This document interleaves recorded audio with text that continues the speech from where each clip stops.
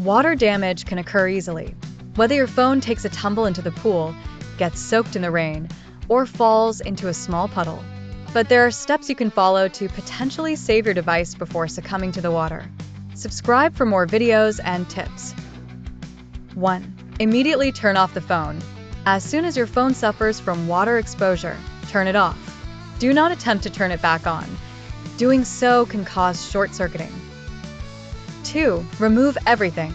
Take off the case, remove the SIM card, and detach any other peripherals plugged into your phone. 3. Dry the exterior. With a dry cloth or towel, wipe off any excess water from the exterior of the phone. Be gentle during this process. 4. Use rice or desiccant packets.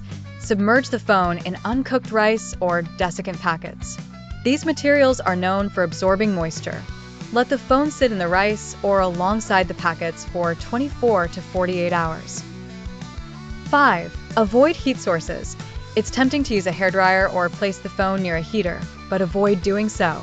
Excess heat can damage the phone further. 6. Wait and test. After a couple of days, when you're sure the device is dry, attempt to power it on. If the phone doesn't start, try charging it first, then power it. 7. Contact a professional. If your phone still refuses to turn on, it may be time to seek professional assistance. Technicians can open the phone to inspect and fix the internal components. 8. Prevention for the future. Invest in a waterproof case or sleeve for your phone. Taking precautions can help prevent future incidents. Remember, while these steps can mitigate water damage, they are not guaranteed. It's always better to avoid water exposure and ensure your phone is protected.